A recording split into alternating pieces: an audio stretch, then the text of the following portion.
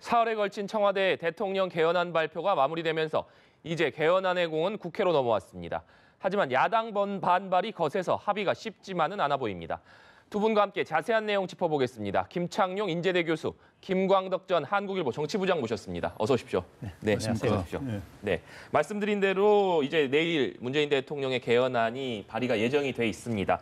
지난주에 일단 사흘에 걸쳐서 대통령의 개헌안 전체가 공개되었는데 일단 어떻게 보셨는지 평가 좀 부탁드리겠습니다.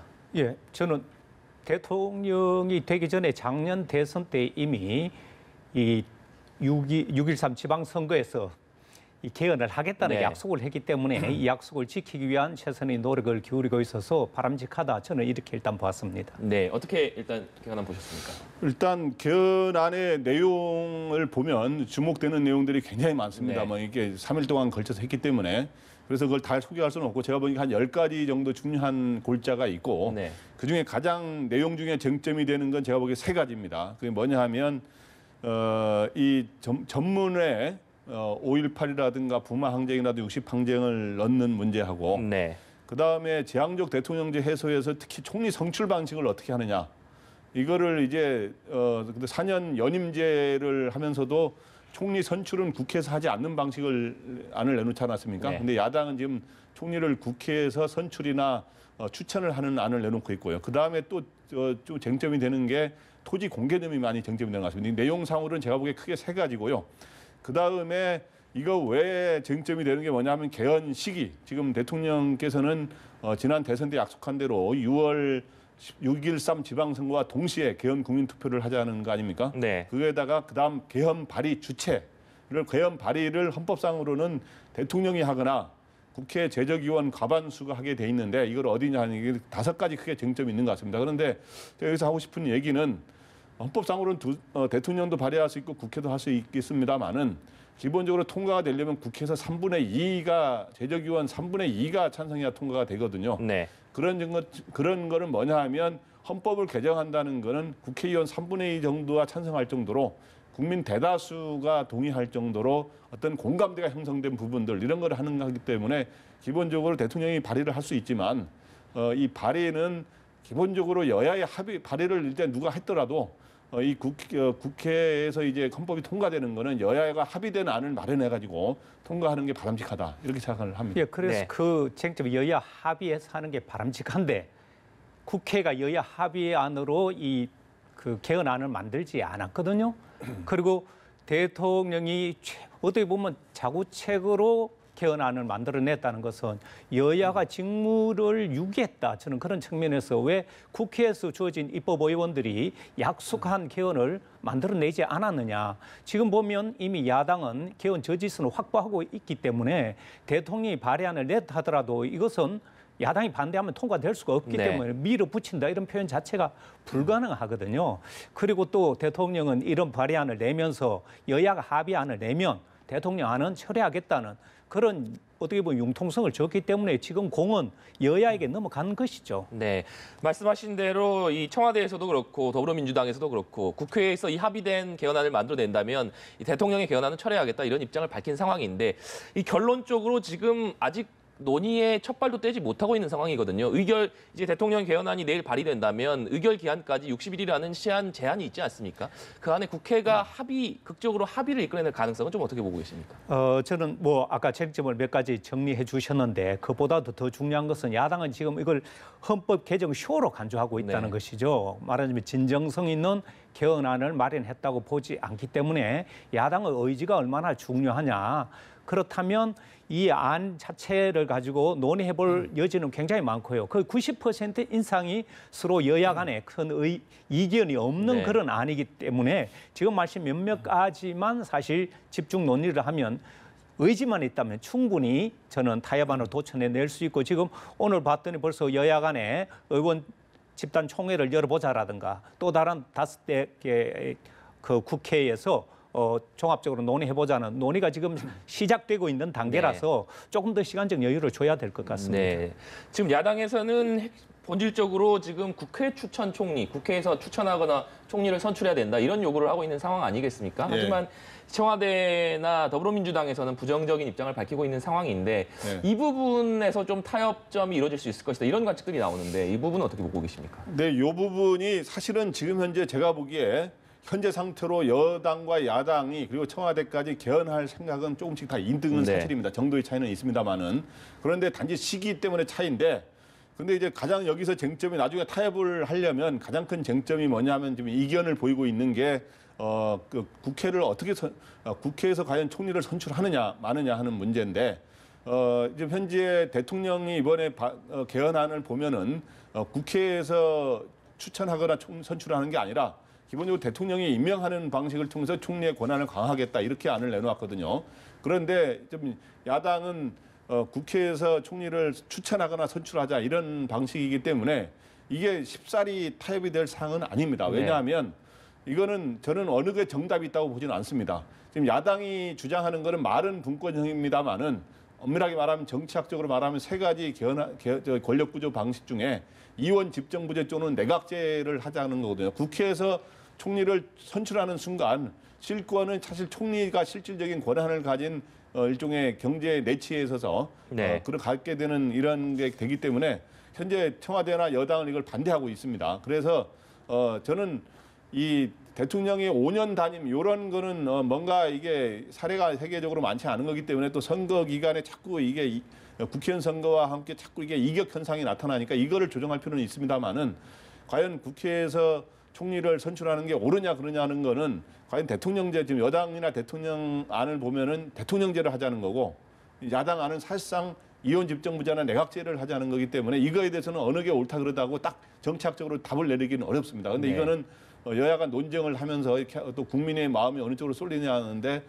이거는 쉽사리 타협점을 이게 가장 걸림돌이 아닌가 생각이 됩니다. 네, 말씀하신 대로 한국당의 반대만으로도 지금 개헌 저지선이 만들어진 상황인데 야당에서는 전체적으로 제왕적 대통령제는 좀 권한을 분산해야 된다. 이 부분은 해결해야 된다. 이런 얘기를 하면서 지금 총리 추천 선출제를 얘기하고 있는 거 아니겠습니까? 그렇죠. 그래서 저는 대통령제의 근간을 흔들지 않는 범위 내에서 총리를 1차 추천하면 1차 거부권을 행사한다라든가 그런 저는 절충안을 마련할 수 있다고 보고요. 단순히 이 총리 선출만의 문제가 아니라 제왕적 대통령제에서 국가 원수를 없애겠다라는 그 타이틀을 없앤다라든가 또 대법원장 지명권에 대한 인사권을 제한한다라든가 나름대로 이 제왕적 대통령의 인사권을 제한하기 위한 안을 내놨습니다만 야당은 그것으로 부족하다 이렇게 보니까 그렇다면 야당안도 내놔서 이것을 논의해서 굳이 10월까지 갈 필요가 무엇이 있느냐. 그렇게 되면 또 다른 1,200억이라는 어떻게 보면 선거 비용을 추가로 내야 되고 이건 국민 세금인데 굳이 그렇게까지 갈 만큼 이런 것들이 있냐. 물론 저는 지금 당장 하자는 뜻은 아니지만 지금 논의가 되고 있는 대통령의 어떤 권한 축소라든가 이런 부분은 가능하다는 것이죠. 논의가. 그렇기 때문에 그 외에 이제 그 선거 연령 제한이라든가 또 시기라든가 토지 공개념 문제라든가 이런 것들은 제가 봤을 때는 얼마든지 조정이 가능해서 지금 진정성을 갖고 여야가 합의를 하면 6월 선거가 저는 가능하다고 보고 있는 거죠. 네. 지금 청와대와 민주당에서는 지방선거 동시 개헌을 반드시 해야 된다라는 입장인데 일단 정세균 국회의장이 언론 인터뷰에서 이 6월 지방선거에 좀 쉽지 않을 것 같다. 이 얘기를 하면서 이 부결될 경우에는 개헌의 동력이 사라질 수 있기 때문에 시기를 좀 조절하는 것은 어떠냐 이런 제안도 내놓기도 했는데. 네, 정세균 국회의장이 사실은 지금 현재 여당 출신 국회의장 아닙니까? 그런데 대통령의 이번에 개헌안이라든가 여당에 추진하는 이런 방식에 대해서 약간의 이견을 이야기했어요. 좀 제동을 거는 이야기를 했어요. 인터뷰에서. 크게 두 가지인데 하나는 뭐냐면 이번에 개헌안이 제왕적 대통령제 해소에 굉장히 미흡하다. 그렇기 때문에 제왕적 대통령제 이런 거를 개선하는 개헌안이 아니면 이게 별로 의미가 없다라는 이야기를 하나 했고 또 하나는 진짜 개헌을 해야 되는데 개헌을 하려면 지방선거 동시개헌에서 지금 현재 한국당이 반대하고 있지 않습니까? 한국당이 내용에도 반대하고 상당 부분 내용에 반대하는 것도 많습니다만은 개헌 시기를 반대하고 있거든요. 그러면은 제가 보기에 한국당에서 지금 현재 지금 개헌 저지선이 국회의원 3분의 1만 확보하면 저지선인데 그게 지금 98석이거든요. 근데 지금 116석가량을 갖고 있기 때문에 한국당에서 엄청난 이탈표가 나오지 않은 이상 사실상 이건 부결이 거의 확실합니다. 그래서 제가 보기에는 아주 현실적으로 옳고 그른 걸 떠나서 지방선거 동시 개헌은 사실 어렵다고 하는 이거를 현실을 인정하지 않을 수가 없고 그런 측면에서 실제로 개헌을 하려면 그 이후에까지 가능성까지 대비해서 여야가 대통령이 이번에 개헌안을 낸 게 일종의 촉매제가 돼서 대통령이 개헌안 낸 게 오히려 부결됨으로써 개헌이 어려워지는 측면도 있지만 오히려 여야 논의를 촉매시키는 역할도 있거든요. 그렇기 때문에 그걸 촉매로 해서 여야가 진짜 합의안을 개헌하고 싶다면 합의안을 마련해가지고 연내에 뭐 한국당은 6월에 발의해가지고 뭐 9, 10월에 뭐 개헌을 하자 이런 입장입니다만은 그게 어느 정도 진정성이 있는 건지 모르겠습니다만은 어떻든 진짜 하려면 연내에 하는 그런 방식을 택하면 좋을 것 같습니다. 네, 알겠습니다. 이 청와대 대통령 개헌안 발의가 하루 앞으로 예고돼 있는 상황이기 때문에 이 개헌안이 발의되고 나면 여야 간 합의가 어떻게 좀 진행될지도 주목되는 상황인 것 같습니다. 이번에는 지방선거 얘기를 좀 해보도록 하겠습니다. 지금 이 지방선거가 이제 80일 앞으로 다가온 상황인데요. 이 민주당 이 후보 접수, 시도광역단체장 후보 접수를 받았는데 말 그대로 후보 풍년인 상황입니다. 네. 확실히 분위기 차이가 좀 느껴지는 것 같은데요. 뭐 그건 이미 보도된 대로 네. 갔고요. 이렇게 어떻게 보면 지금 전체적으로 선거 분위기가 너무 차분하게 깔아앉지 않았느냐 이런 얘기를 하는데 저는 그럴 수밖에 없는 환경적 요인이 일단 남북 정상회담이라는 대형 그 이슈와 또 북미 정상회담 이런 큰 세계적인 주목을 끄는 이런 이슈가 있는가 하면 또 개헌이라는 이런 문제가 네. 어떻게 보면 선거 분위기를 아직 가지 못하는데요. 여기에는 최근에 이명박 전 대통령의 이 구속이라든가 이런 굵직굵직한 현황과 함께 지속되고 있는 미투 이런 환경이 지금 엄청난 국민들에게 큰 이슈로 다가오는데 더 중요한 것은 이 지방선거를 앞두고 과연 각 당에서 새로운 인물들, 국민들의 눈길을 끌 만한 그런 사람들을 내세우고 있느냐 이런 측면에서는 이미 그 나물의 그 밥이 아니냐 이런 좀 뭐랄까요 새로운 주목도를 끌 만한 그런 이슈 자체가 없는 것도 지금 선거 분위기를 띄우지 못하는 네. 요인이다 이렇게 보고 있는 거죠. 네. 저도 좀 설명을 좀 이야기 시청자들에게 설명을 하자면 지금 여당은 후보 풍년인 상황이고 야당은 후보 기근 또는 네. 숙련인 상황 아닙니까 현재까지 보면은. 근데 여당이 이번에 광역단체장 접수를 했는데 47명이나 접수를 했어요. 전국에 2.8대 1인데 광주에는 7명이나 했고. 근데 이제 여당은 원래 전통적으로 후보가 풍년이었어요. 사실은 또 특히 이 민기 초반에는 여당의 지지율이 높기 때문에. 그런데 이제 과연 중량급 있는 후보가 또 그만큼 많으냐 이거는. 근데 이제 박원순 후보라든가 이재명 후보라든가 이런 분들은 굉장히 중량급 후보입니다만은 나머지들이 과연 중량급 후보냐 하는 거는 좀 봐야 될 것 같고요. 근데 이제 한국당은 지금 서울시장 후보도 제대로 좀 내지 못하고 있는 상황 아닙니까? 홍준표 대표가 거론한 사람들이 대부분 이렇게 출마를 안 하겠다고 하는 이런 네. 상황인데 어떻든 이거는 이 야당의 후보 기근은 지지율이 지금 굉장히 당 지지율이 낮은 이런 요인이어서 앞으로도 이제 후보 선출까지는 시간이 한 달여 이상 남아 있기 때문에 그 사이에 당 지지율이 과연 변화가 생기느냐 현재까지로 계속 가면은 여당이 이런 유리한 상태가 계속 될 것 같고요. 하여튼 좀 지켜봐야 될 것 같습니다. 네, 지금 민주당에 상당히 많은 후보가 몰린 상황 속에서 이 결선 투표도 하나의 어떤 변수로 얘기가 되고 있는 것 같은데 그 부분은 좀 어떻게 보고 계십니까? 네, 그러니까 그 결선 투표를 안 하게 되면 기존의 현역 광역단체장이라든가 기존의 굉장히 이름이 지명도가 높은 사람이 될 가능성이 굉장히 높죠.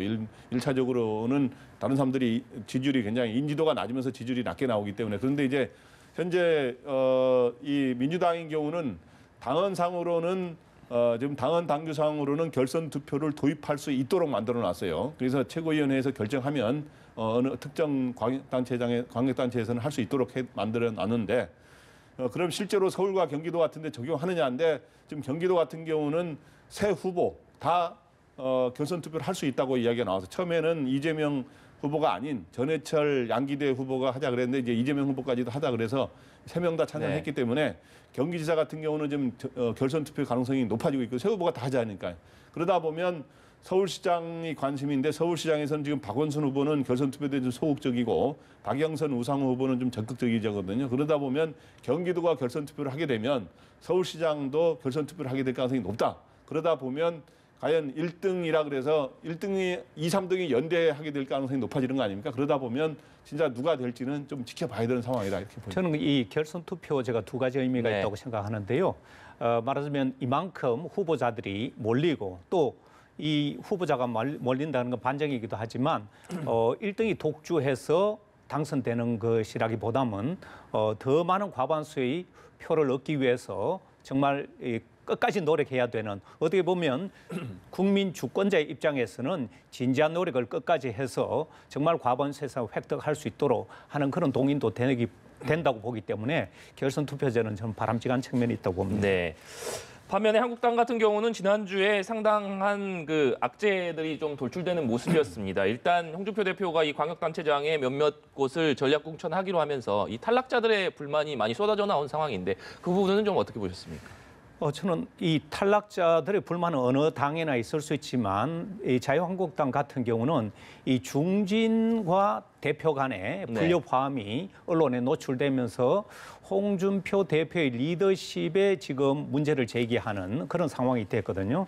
거기 보면 저는 이 홍 대표가 어떤 돌파력이나 여러 가지 장점을 많이 갖고 있지만 이 상대에 대한 공격을 할 때는 막말이나 정말 정제되지 않은 발언을 해서 자당의 국회의원이나 대표 그 중진들까지도 상처를 받게 하는, 그러다 보니까 연탄가스라든가 바퀴벌레라든가 이런 어떻게 보면 막말 수준의 그런 것을 당 대표로부터 들은 중진들은 지금 문제를 제기하고 있고 공천권도 독단적으로 행사해서는 안 된다는 식으로 얘기를 하고 있어서 지금 보면 홍 대표의 리더십이 이번 이 지방선거를 앞두고 이미 이 공천 과정에서 드러나고 있어서 어떻게 보면 대표가 스스로 자초한 이런 측면이 크기 때문에 이 부분에 있어서 대표의 어떤 태도 변화가 오지 않으면 당 내분이 더 심화될 가능성이 높다고 보죠. 네, 한국당에서는 말씀하신 대로 이 중진 의원들이 좀 반발이 있었는데 그러다 보니까 홍 대표가 이 험지 얘기를 꺼내기도 했고요. 또 조기 전당대회 얘기를 또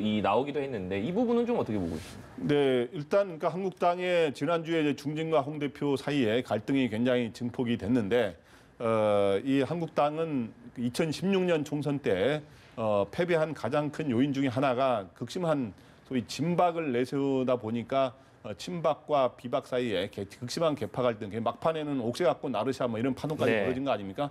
그게 이제 막판에 뭐 다른 국정 운영의 실패 이런 것도 있었습니다만은 이런 것들이 굉장히 패배의 요인입니다. 근데 이번에 이제 야당이 된 상황입니다만은 이런 게 심해지면은 굉장히 또 당에 이제 지금도 어려운 상황인데 더 어려운 상황으로 빠질 수가 있는 것이죠. 그래서 그 현재 이러한 것들을 이제 극복을 해야 되는 이제 과정을 이제 겪어야 되는데 홍준표 대표도 이제 그런 거를 이제 어느 정도 인식했는지 내일 뭐 확대 원내 대책회의를 열어가지고 거기서 이제 당 중진들 간의 갈등을 어떤 이제 이게 완화시키는 이러한 거를 이제 시도를 한다 그러는데 과연 그런 거를 제대로 될지 중요한 게 제가 보기에는 뭐 중진들이 불만을 제기하는 거는 충분히 내가 보면 있을 수 있는 거라고 보고요.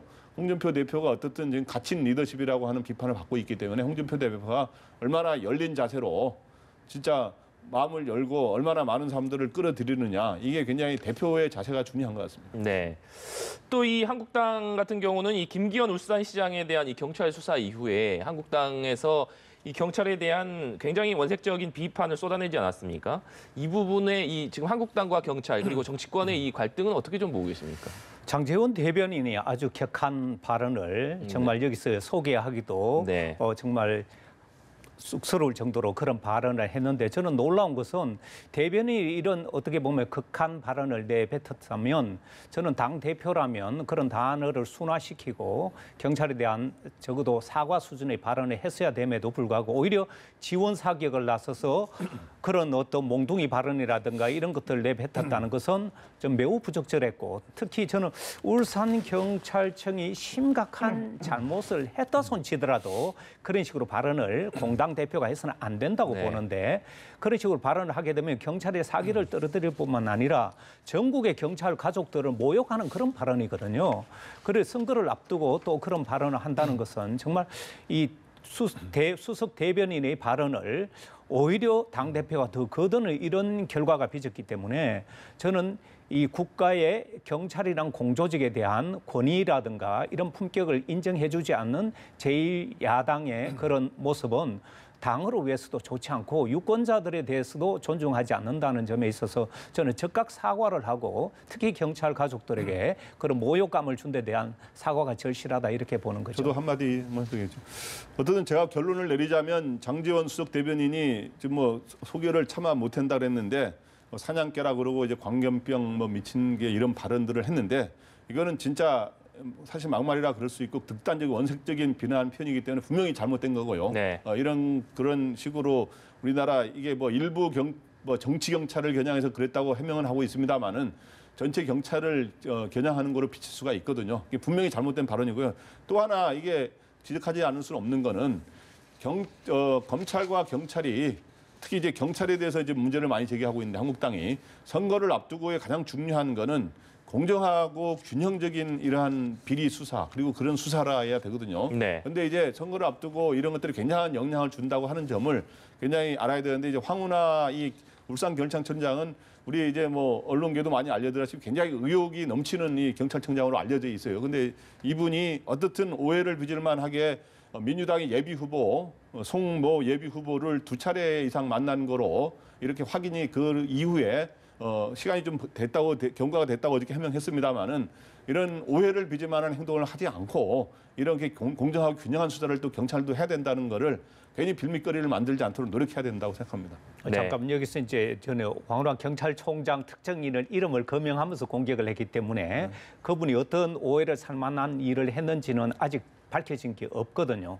그래서 그런 사실이 드러났다 손치더라도 이런 식으로 말을 해서는 안 된다는 것이고 특정인이 그런 것을 했는지 안 했는지는 만났다는 이유만 갖고는 그렇게 공격하기는 좀 힘들기 때문에 중요한 것은 지금은 이런 청부 수사라든가 정치 경찰의 시대가 과거와 달라졌다는 것이죠. 지금은 그런 식으로 해가지고는 살아남기 힘들다는 그런 시대 변화가 있기 때문에 이건 조금 더 시간을 두고 봐야 되지 않을까 이름은 이런 이미 생각입니다. 본인이 어저께 오늘 사이에 이미 입장을 밝혔어요. 그래서 황운하 울산경찰청장이 여러 가지 SNS를 통해서 이번 이런 한국당의 이거에 대해서 심한 모욕감과 분노를 느낀다라고 하면서 장문의 글을 썼어요. 분노를 쓰고 해명을 했기 때문에 이거는 본인 실명을 거론하는 것이고 여기에 대해서 우리 당부하는 거는 공정하고 균형한 수사를 해야 된다. 네. 이걸 당부하는 겁니다. 막말은 분명히 잘못된 것이고. 예.